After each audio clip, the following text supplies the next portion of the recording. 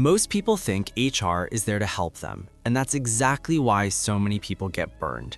You have a bad day at work. Something happens that feels unfair. Your boss is making your life difficult. A coworker is creating problems. And someone, a friend, a family member, someone you trust, says just go talk to HR. They'll sort it out. That's what they're there for. And it sounds completely reasonable. It sounds like the mature, responsible adult thing to do. So you walk in there and you sit down and you're honest. You tell them exactly what's going on, everything you're feeling, everything that's been happening over the last few weeks or months. And it feels good in the moment. Like finally someone inside this company is actually listening to you. Like finally you're going to get some clarity and some support and maybe some actual resolution. And then nothing happens. Or something happens, but it's not what you expected. Things get a little weird. The energy around you shifts slightly. Your manager seems a little more formal with you than before, and slowly you start to realize that the conversation you had in that office didn't help you the way you thought it would. It actually made things more complicated. And you're sitting there completely confused because you did the right thing. You went through the proper channels. You were honest and professional. So why does everything feel worse? Here's the thing, nobody tells you before you walk into that HR office for the first time. HR is not on your side. And I want to be really clear about what I mean by that because it sounds harsher than it is. I'm not saying the people who work in HR are bad people. Most of them are genuinely decent people who got into that field because they actually care about workplace culture and people management and doing things properly.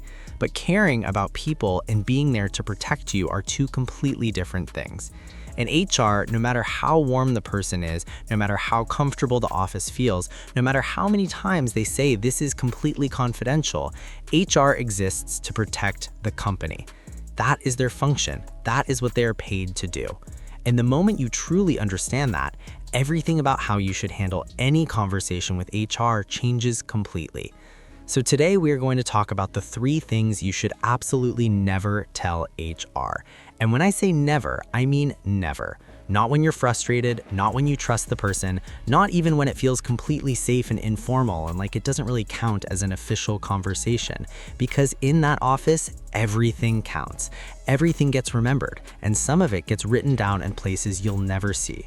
So let's get into it. Number 1, never tell HR you're thinking about leaving. This is probably the most common mistake people make, and it's so easy to understand why it happens. You're going through a rough patch at work. Maybe things have been frustrating for a while. Maybe you've started quietly looking around. Maybe you've had a few conversations with recruiters or other companies, and you end up in some kind of check-in with HR. Maybe a routine one, maybe something more specific. And the topic of how you're doing comes up. And you're honest because you're an honest person. You say something like, honestly, it's been a tough few months, and I've been thinking about what else might be out there for me. Or you mention that you've had some conversations with other companies. Or you say you're not sure this role is the right fit long-term. And it feels like an adult, honest conversation. It feels like the kind of transparency that should be respected. It feels like you're being real with them instead of just saying everything is fine when it isn't. Here's what actually happens the moment those words leave your mouth. You get mentally tagged as a flight risk, and that tag doesn't stay in that room. Flight risk information is exactly the kind of thing that gets communicated upward to your manager, to their manager, to whoever needs to know. Because now the organization has to factor that information into decisions they're making, and those decisions almost never go in your favor. Think about it from the company's perspective. They now know you might leave, so why would they invest in you? Why would they put you on the high visibility project that's coming up? Why would they include you in the planning for next year? Why would they consider you for the promotion that's being discussed? Every single one of those things requires the company to bet on your future with them, and you just told them your future with them is uncertain, so they stop betting on you. Not dramatically, not all at once, just quietly, gradually. The opportunities start going to other people. Your name stops coming up in certain conversations, and you don't even connect it back to that one honest conversation you had with HR weeks ago. And here's the version that's even worse. If things were already slightly rocky for you at work, if there were already some concerns about your performance or your fit or your future there, your flight risk status can actually accelerate a decision that might have otherwise taken months. Because now the company can frame whatever happens next as almost mutual. You were thinking about leaving anyway, they just helped it along. and they feel a lot better about that than about a straight termination. Now, some people think there's a play here. They think telling HR they're considering leaving will create urgency, will make the company step up and show them they're valued, will result in a better offer or better conditions or more investment in their development. And sometimes, in very specific situations with very specific leverage, that can work. But here's the thing. If you have that kind of leverage, you don't need HR to communicate it. You have that conversation directly with your manager or with someone senior who actually has the power to change your situation.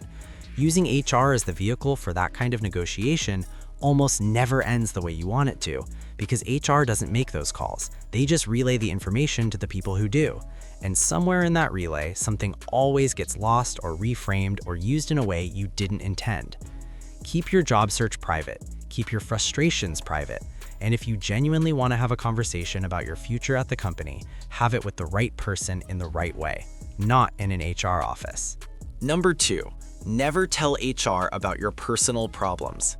This one is really important, and I think it's the one that catches the most genuinely good, well-meaning people off guard, because it comes from a completely understandable place. Life gets hard sometimes. Your finances are a mess. You're going through something difficult at home. Your mental health has been rough. Your relationship is falling apart. You're dealing with a family situation that's taking up a huge amount of your energy, and all of that is bleeding into your work a little. You're not performing at your best. You know it, and you think maybe if HR understands what's going on in your life, they'll be more patient. Maybe they have resources that can help. Maybe showing that self-awareness will actually work in your favor. Here's the reality of what happens. Your personal problems become part of how you are perceived professionally. Not officially, not in some formal, documented way necessarily, but in the completely human way that information works. The person you told is now carrying that information with them, and information about personal instability, financial stress, mental health struggles, family chaos, it changes how people see you at work, whether they're consciously aware of it or not. You stop being just an employee with a challenge. You become an employee with a challenge and a complicated personal situation. And not combination, even when people are trying their best to be fair, makes you a riskier investment. It raises questions in people's minds about your reliability, your capacity, your long-term stability, questions that would never have existed if you'd kept that information to yourself. There's also something I want to talk about called the accommodation trap, and this catches a lot of people. When you share personal difficulties with HR, they often respond by offering support, a formal accommodation, an adjusted schedule, a documented arrangement that accounts for your situation. And it sounds helpful. It sounds like exactly what you needed. But what it actually does is create an official paper trail that links your personal circumstances to your professional performance. And paper trails have a way of being used in ways you never anticipated when everything seemed fine and the offer seemed generous. I'm also not saying never use employee assistance programs or mental health resources that your company provides. Those exist for a reason, and using them is completely legitimate. But there is a big difference between quietly accessing a resource your company offers and sitting down with an HR representative and telling them the details of what's going on in your personal life. One is using a benefit. The other is giving the company information about your vulnerability. And companies, not out of malice, but just out of the way organizations work, will use information about vulnerability in ways that serve the organization first. Your personal life is yours. The hard stuff you're going through, the stress, the struggles, the things that are making life difficult right now, keep that between you and the people in your life who are actually there to support you. A therapist, a trusted friend, family, anyone who doesn't have a professional relationship with your employer. Because the moment your personal problems enter that HR office, they stop being just your problems. They become company information, and company information gets used to serve company interests, which are not the same as your interests. Number 3, never tell HR you have a problem with your manager without being completely prepared. This is the one that ends careers. Not immediately, not dramatically, but slowly and quietly in ways that are very hard to trace and even harder to reverse. And it happens to people who are completely justified in being frustrated, people who are dealing with a manager who genuinely is being unreasonable, who genuinely is playing favorites, who genuinely is making the work environment difficult. And they think HR is exactly the right place to raise this. That's the whole point of HR, right? That's why they exist. So let me walk you through what actually happens when you go to HR with a complaint about your manager. You go in, you explain what's been happening, you describe the situation as clearly and honestly as you can. HR listens, they nod, they thank you for coming to them. They tell you this conversation is confidential and they'll look into it. And you walk out feeling like you finally did something, like you finally stopped just absorbing it and actually took action. Then HR goes and talks to your manager. And your manager, who has been at this company longer than you probably, who has relationships with people above them that you don't have, who has dealt with HR processes before and knows how to navigate them, gives HR a very calm, very professional, very composed account of things that sounds completely different from what you described. They have explanations for everything, context you didn't mention, documentation you didn't know existed. And suddenly, the situation looks a lot more complicated than it did when it was just your account in that room.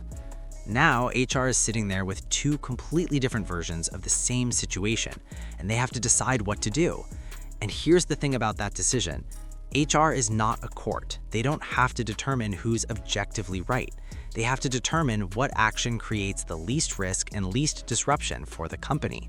And almost every time, protecting a manager, especially a long-tenured one with established relationships, is less risky and less disruptive than taking serious action based on a complaint from someone more junior. So they manage the situation. They have a general conversation with your manager about team dynamics or communication or some vague professional development framing that doesn't actually address what you described. And they tell you they've looked into it and they're confident things will improve. And now your manager knows you went to HR, because no matter what HR told you about confidentiality, your manager almost always finds out. And the relationship you had with them before, however rocky, just fundamentally changed, because now there's a formal complaint somewhere in the background. Now your manager has a reason to be extremely careful about how they document everything related to you going forward. And careful documentation from a manager who's been put on notice by an employee complaint is never good for that employee, because now every small mistake, every missed deadline, every moment of friction gets written down. And over time, that documentation starts to build a picture that can be used to justify things you really don't want justified. Now, here's the part I really need you to hear. This does not mean you should never go to HR with anything serious. If what's happening is genuinely serious, harassment, discrimination, something that crosses a clear legal or ethical line, you absolutely should report it, full stop. That's exactly what that process is designed for, and you should use it without hesitation. Document everything before you go in, know your rights, and use the process. But if your situation is more about management style, personality conflict, feeling like things are unfair, not being recognized, being left out, your manager favoring someone else, going to HR with a vague complaint about any of that without serious preparation is one of the most dangerous things you can do. Because vague complaints don't protect you, they just expose you. They put your name in a file in a way that creates questions about you without creating any real accountability for the person you're complaining about. If you are going to go to HR about your manager, go prepared like you've never been prepared for anything in your professional life. Specific incidents, specific dates, specific documented impact on your work or on the team. Not feelings, not interpretations, not your read on why they're doing what they're doing. Facts, evidence, a clear, calm, professional account of what happened and when and what effect it had.